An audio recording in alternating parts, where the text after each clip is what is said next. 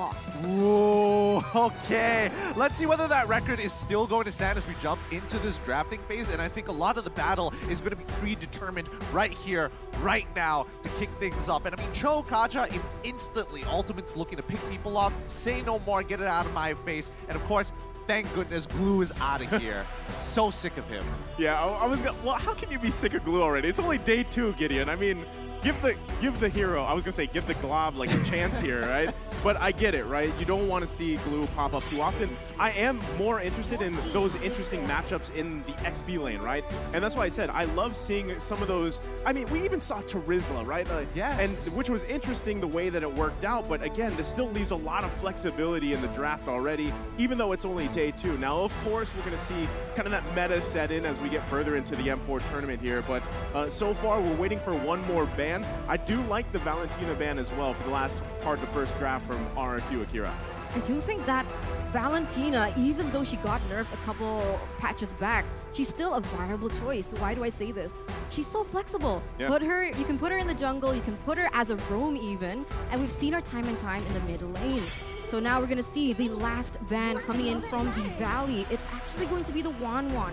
So really taking that as an option away for Gusta Lagusta, but the Joy was left open here. Yeah, now, Joy is one of those heroes that we need to talk about. The question is she as good as people say she is? Yeah. There are many, many times where, what role is she going to go into? How much impact does she have in those games? And more importantly, it tells the Valley, hey, your CC might not necessarily be effective, assuming they play Joy perfectly. Well, that's why I'm saying, like, if you think back to MSE, where another hero that started with J, Julian, was a big question mark. Yeah. People were like, you know, does he work better in the jungle? Does he work better in mid? But this time, Joy adds a little bit of flavor to that because you can also play her in the side lane, the XP lane, which we've seen done before too. But yeah, the question is, where does she work best? So we'll see where she ends up going here for Rrq Akira. Meanwhile, on the other side, the Valley, with their 2 picks locked in, it's going to be the Faramis and the carry. Yeah, it feels like right now the Valley, and especially for Basic, he's super comfortable playing this carry, knowing that she can scale to ascend through the heavens if she has to with the golden staff. But that does mean that the laners have to be strong, especially when we're looking at Gusta Lagusta. If he's going to pick up something like Beatrix, he needs to win the lane. But even more so, something even safer is going to come down to the Claude. Louise is going to be locking it. Oh, sorry, not even that. Rrq Akira is going to be locking in onto that Lolita to ensure team fights can be disengaged. And finally, the Frederick. Okay, very, very quick picks coming through here. Now the Valley already taking that Fredrin for that side lane. Quite strong, one of the main meta EXP heroes at the moment because of how sustainable he is. And we're going now into the second phase where Yves is banned out. And I gotta say, like right now in this current patch, in this current meta, I think Yves is so strong. Yeah, she's, I mean, even with a little bit of minor changes she's had, you know, where you only have pretty much a couple options to really stop that real world manipulation. It has to be a suppress. Yeah. Yes. So that's a big, pretty much taking out of that picture is going to be good. But I still want to talk about flexibility, right? Because still, you don't know where the Joy's going exactly. And secondly, with this Fredrin, could possibly end up going in a side lane as well, like you mentioned, or even jungle. We've seen him flex there. Yeah, he has been flexed in many different places, and we're finally seeing a Leomord ban after quite some time here. I don't know. I feel like Leomord is one of those heroes where it's like you can almost guarantee a win towards the later stages of the game if your comp builds around you. However, that build-up is so very painful and such a slow roll, and I feel like teams, they want to snowball as soon and as fast as possible. And I think that's what makes Leomord fragile. Because I've seen a lot of teams pick this up, but because they were unable to attain that early game snowball, it was kind of difficult for the Leomord to do anything in that jungle. But we're going to see the Farsa being banned out. So what does that leave Sagan, right? I guess the Xavier is something that we saw earlier, but what do you think here? I think the Lilia could be good as well. All right, it really depends on what they're trying to achieve. The fact that the Valley is banning out both Even as well as Farsa does give the idea that they want a team fight, and more obviously so, the Faramis. So when we're looking at, okay, do we split push or are we looking for the full-on team fight? There are 2 options. Xavier for team fights looking really good for the later stages of the game. And the fact that they banned out Grok tells me they don't want them to disengage. So it's going to be a bloody battle here. But remember, because the Lolita was picked up by Rrq Akira, that actually might give them an advantage going against someone like the Faramis, who naturally you want to clump up around for that ultimate to hit. So that's something that honestly the Valley needs to think about. But first pick here for the Valley, they haven't secured a hero. Oh, but we don't know yet because Fredrin's really flexed. But has mobilelegends used the Fredrin in that jungle? I wouldn't discount him the fact that he's probably played it at some point through the scrims here, right? Yeah. But with the Matilda coming up here, now you've got that roam choice available to you. So I still like this. There's a lot of mobility here for the Valley, right? You have the Faramis, you have Matilda, you can get into the action, you can escape it, right, with the guiding wind here. But still, the fact that you have for Rrq Akira, you also have that Claude and Lolita combination, but the Claude answers a lot of that Cold Altar pressure too, if placed properly, right? You still have to kind of dodge a lot here being thrown at you from the Valley. So really interested to see what their last two picks are going to be to round out this draft for Rrq Akira. Yeah, I think Rrq Akira need to foresee that there is a good possibility that Kai is going to get picked up by mobilelegends to actually help out. They're going to be playing around basic for the most part of it because carry junglers don't necessarily work with the composition that Akira has right now. Benedetta and as well as Xavier. I love Benedetta so much. I'm so glad she's picked twice with 100% win rate. However, it might be a little bit tough, especially with the Matilda, to help you get out of those tough spots. Last pick here for the Valley. It's either someone for that jungle or someone for that EXP, but at this point, I think they have enough sustain. I think they have enough mobility. I would really love mobilelegends to pick up an assassin here going against the Benedetta. We'll see. Oh, it's actually going to be the Lapu. So there it is. Fredrin in the jungle. That's the flex, right? I mean, this is why, again, there's multiple heroes that do this for a team in the way that they draft. So I think it is a great way to do that, but you also lock in yourself a Lapu, able to jump in, can actually do the same situation that we saw with the Thamus, where you can go 2v1, especially if you get an early lead. So far, solid draft from the Valley here. Absolutely. I think solid drafts from both sides. They have some clear strategies, and I love the fact that the Indonesian fans have adopted the Brazilians here on home turf. This is going to be a beautiful game. It's still RRQ, right? So we're going to see the same five that we mentioned earlier going head-to-head with the Valley with way more mobility in their arsenal. They do have a lot of peel, and as well as they are going to be able to maneuver around the CC heavy of Rrq Akira. It's going to be tough here. I'm not sure. There's a lot of questions that need to be answered, but there's only one way to define it. It's through battle. Welcome, everybody. It's Rrq Akira going up against the Valley in this best of one. Good luck to both teams. Oh, this is getting so exciting. I mean, right now we can already see that Louise opening up the map, trying to give some vision, trying to figure out mobilelegends' pathing, because everyone talks about the Valley, and they always say that mobilelegends is one of the main pillars of their team. Yeah, I think, we even talked about this in Keys to Victory, right? A lot of this comes down to these two junglers here. And King being on the Joy jungle, I want to see how it plays out, right? If we're going to have our answer at some point here, Gideon. Absolutely. We want to see that highlight reel. Oh, no. That's already going to be the first blood drawn here by Takashi. That was a great Mystic Field. That was an interesting movement coming in from Takashi because there was, again, he's clearing up the wave against Fried Chicken. Did he also get the gold crab? He gets the kill, gets the gold crab. He's winning on all fronts for himself, all because of an individualistic play. And I'm quite surprised, right? Because the way that the Valley drafted, the mid lane is so strong on those rotations, because RRQBR, because they brought in Xavier, they are going to have to wait for that level 4 to hit in order to maximize the potential damage. But even then, Rrq Akira, they've actually managed to get a point above the Valley at this point. Notice the movements across the map here. Again, Joy and Benedetta just cutting off the waves, making sure that Fried Chicken is just going to be stranded by himself, knowing that the turtle is going to be spawning 20 seconds on the bottom side of the map. The Valley understand this, putting their pressure on that top side to maybe draw them away. Yeah, I think this is smart moves by both teams, the way they're answering it, but still going to lead into that first turtle of the game. It's going to be up here in just a couple seconds. But you see them both. I mean, The question is, how does Rrq Akira play around with Takashi's lead that he has? Knowing that this first turtle comes up, it could be anyone's ball game, especially the Petrify's there. You've got the Electro final blow, and you're going to see them battle out for it already as both teams juggle it around. This turtle dance, Luis going to charge up the flicker in, not going to connect though. Still the fight goes on. It's going to be red treat away by King. The king of the jungle stands for now as they secure the first turtle, but he's going to get focused down. It's Fried Chicken to take out King. So I mean, at this point, it is a 1-for-1 trade. Takashi is going to be able to get out of that situation alive, but King for a turtle. What do you think about this here, Gideon? King for a turtle, honestly, it's not the best in the world. Obviously, you would like to be able to survive and get the turtle at the same time. And especially when your teammate Takashi actually getting an amazing stun engagement onto the Valley, catching 4 people in that. Just no real way to capitalize on it, because again, their early game heroes is literally just Takashi, and maybe even you can make an argument for Gusta Lagusta at this point, but Sagan needs to scale up, King needs more farm, and Gusta Lagusta, just keep him in place. He's eventually going to carry at 2 items. Yeah, I feel like right now, Rrq Akira, they really are playing into the tempo that the Valley wants to create for them.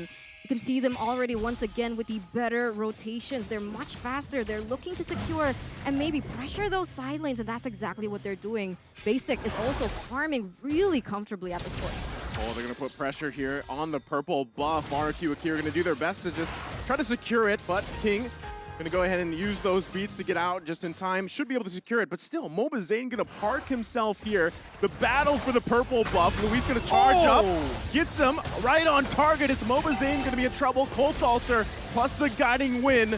There's a flicker from xinnn as well, all for the purple buff. Oh no, that's so unfortunate. Sagan actually had a great opportunity to punish, but wasn't able to actually open up the gates there to lock him down, giving that moment, that small little moment for mobilelegends to get on out of here. But now Takeshi is actually struggling against Fried Chicken. Now that Fried Chicken has all of his combat abilities ready, especially that ultimate, the all-ins could be devastating if he doesn't have his eye for an eye. 6 seconds left on the next turtle to spawn, and you can see Rrq Akira trying to set up first. We do see that Super Shark already on the way, already opening up vision. They don't want to give that early game lead that they've already attained for themselves over to the Brazilian representatives, but here we go. They're going to start it up, looking for it. Like the final blow did come out. Who's going to secure it? It's King, but mobilelegends going in as well with the guiding wind and circling eagle combination. King falls again for the turtle. Ooh. It's another trade though. Everybody low on the Valley Shark? as one after another fall. Luis to get the double. xinnn and Fried Chicken the backside. Not going to be enough though, as another member's going to fall here. Fried Chicken only to stand. Man, 3-for-2 trade here, Gideon. What the heck? Yeah, beautifully played by Rrq. I mean, everything you could have imagined worked out for Rrq. The Valley were looking for an engagement. Did they have to go for it? I think they could have just backed away. The turtle was already gone. But we'll pull up the replay just in case you guys missed the action, and we'll break it down from there. Because number one, the position that we see from the Valley wasn't as good compared to Rrq. And more importantly, once the abilities start running on through, Takashi has already found his kill. Luis and as well as Sagan still alive, being able to overwhelm and out damage, isolating the right targets once mobilelegends fell. I mean, Luis is on point so far with these Nuno blasts, really finding the right targets, especially around, I mean, objectively, right? The Valley's going to want to contest those, but they've got to keep a constant eye on Luis, and Takashi being 3-0-1 on this Benedetta too is going to cause havoc as the game goes on. Look how confident he is. He's cutting that deep into the wave, right? I mean, it is pretty much happening on both sides, but still, the upper hand is for Takashi. That's the beauty of the Benedetta, I guess, and we're going to take a little sneak into the emblems, but before we get into that, here's Super Shark getting a little chunked in terms of that health, but I think maybe King wants to go for something here. I think they're still going to put pressure here. Under the turret they go. Ooh. Everybody joining the fight on the top side. Electro final blow, the Petrify. Takashi able to get the double. Can't get xinnn. mobilelegends a little bit too late to the party. Gets the taunt off though, with xinnn picking up a kill. But look at the backside. It's Fried Chicken. Finds one for himself. But ultimately now Takashi going to be caught in a position of 1 versus 3. Does he still commit to it? He bobs, he weaves. mobilelegends still sticking to him. Takashi should be able to survive. A 2-for-2 trade overall. A really good setup dive for the side of Rrq. And I think I think rrq Akira had a really good idea. They should have cut their losses as soon as King was out of position. Back away. You don't need to give anything else, but the Valley's taking one step forward, getting and buying time for White Chicken to jump right into the middle of that fight to even out the score. And now we're going to see once again the setup for the next turtle. But I saw that Gusta Lagusa already had the golden staff as well as basic now. But remember, that is going to be the key item for Gusta Lagusa as once again, they're going in for an engage. They pull the trigger on Saigon. They push him back here. Oh. They get the turret though. Dawning Light's going to come out. Turtle still work on. Gusta Lagusa though, able to grab a kill for himself. But they do trade the turtle. Nothing too much after that. White Chicken is playing so boldly, running right into the middle of that, knowing that the Golden Staff is already completed, taking a good chunk of damage from the Blazing Duet, and yet he still almost picked off a free kill for himself. 1,300 gold in their hands of Rrq Akira right now. I mean, at this point, I want to know, has the Valley been playing into Akira's tempo right now? But oh, wait a minute. Gusta Lagusa needs to be careful here. Yeah, there's three. Actually, Luis here to help him out, so this might just be a disengage. Luis, though, just there to help Gusta Lagusa out. It's going to be a poke battle back and forth. The rest of the team still in the vicinity, but nothing going to come in out of that just yet. As you were saying, Eterna. Yeah, I just want to know what's happening here. How did RRQ actually pick up the lead? I mean, earlier on, the Valley seemed to have the tempo. They seemed to be confident with what they were doing. Are they playing a little too aggressively into RRQ Brazil? Well, I think it comes down to the draft, right? When we're looking at Benedetta specifically, her relevance and her power, her strength in the earlier stages of game 3, level 4 is already pretty good. Unfortunately for White Chicken, that's not the same for Lapu Lapu. He only feels relevant as soon as he hits level 4 and starts participating in fights, in these fights with the bravest warriors. So the fact that Takashi has already enabled rrq Akira to get this lead is already great because that was the toughest part. Now they just need Gusta Lagusa and Seigen to scale up and eventually outscale the Valley. Basic on this carry, yes, he can hyper farm and scale as high as he can, but if he can't get in range, it's still a tough game. Yeah, I think that's the downside of a carry, right? The range. The range is a big factor here. So you really got to be careful on how your positioning is, right? Now, the Valley at this point, almost 10 minutes in, they don't have a turret just yet. So they got to be careful on, especially losing map control. They already got the Cult Altar out. So that's massive before the next Lord comes. Actually, it's already spawned. So if RRQ wants to go for it, they have a perfect time. They can brilliant. They can literally start pulling away, allow the Valley to actually move because they've got priority on both bot and top side. Yeah, they're going to be bobbing and weaving here. The Lord still being worked on, half health so far. Mobazane, though, he is going to be just taking the front of this damage. They're going to go on for Super Shark. Sniped down with the Dawning Light.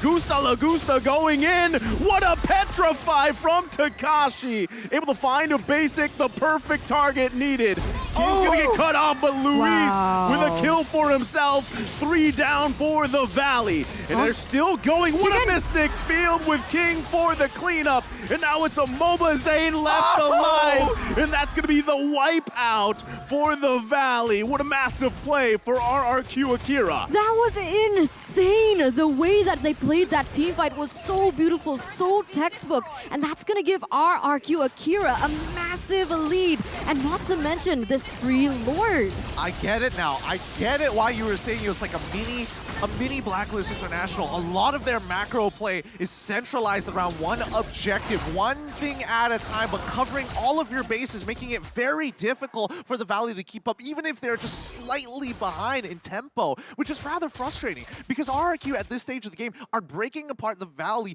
just by looking for these strong engages, and especially keeping your eyes on Seigen. His Mystic Fields have been on point. From start to here. I mean, that's what got them the first blood, right? And this all snowballs Takashi, but they're still going to be focusing here on the bottom side. White Chicken and Mobazane to be the front. They've got the Lord to handle the mid lane eventually, but they might get sandwiched in here for that tier 2. Look at the backside. Takashi goes in, forces them back. And just like that, they're going to lose more space on the map. The front to back, the peel, the damage coming in from that backline from Seigen. You can feel it, and it makes sense looking at the items that he already obtained earlier. But once again, onto the mid lane. Here comes the assault. Lord's got to be handled here. They should be able to clear it up as they hold on to both inhibitor turrets. But still, do they press the issue here? Another Mystic Field. The Dawning Lights have all been on point, like you mentioned. They're just slowly cutting them down, and especially when you have Lord and Power minions, you want to take as much advantage as possible. This is only the very first Lord, so if they get an inhibitor, it's already a big win, and there we go! It's cracked wide open. They're gonna crack it open here. Luis goes in, another Dawning Light. For now, though, it's only that mid-turret. You can still see the rest of the Valley. We're gonna clear these lanes here. They don't want to lose anymore. They're trying to hold on with their dear lives 12 minutes into the game. They need a way to get to the back line of Rrq Akira. I mean, the damage output coming in from Sagan with the Clock of Destiny and the Lightning Truncheon alone is already dealing that much damage here, Gideon. It's tough. It's really tough because if we're thinking about who's going to be playing in the backline to anchor and hunker down for the team, it's definitely going to be Sagan. Oh, no. Oh, all for the purple buff again. They're going to force Zane back. Okay.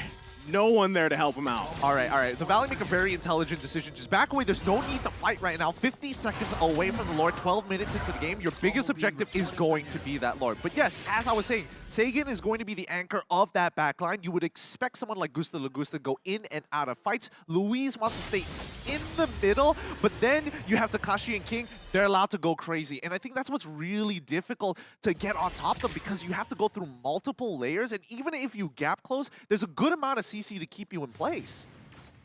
So what do they do? I mean, at this point, I was like thinking about it, taking a little pause there.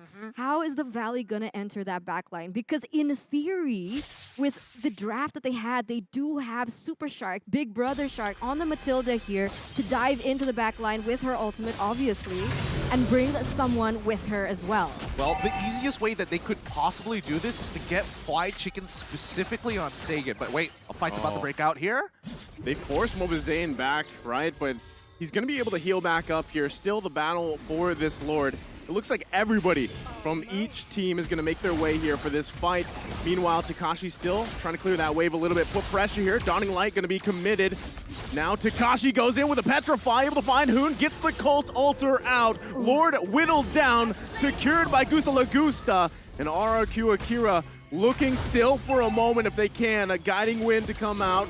Still, Basic could get cut off here. The flicker, perfect timing. King finds Basic as he falls, and it's just disaster for the Valley. Who trying to saving grace, but he can't. 3 down, 2 in the base here. Fly Chicken finally able to get King out, but it might be too late. Might be too late. Oh my god, that was brilliant by Akira. Luis found that perfect moment, and now they're gonna crack into the base. Only Hoon, only Mobizane is left. This is gonna be dire for the Valley. They're trying their best here, but Rrq Akira gonna be taking a game in match against the Valley.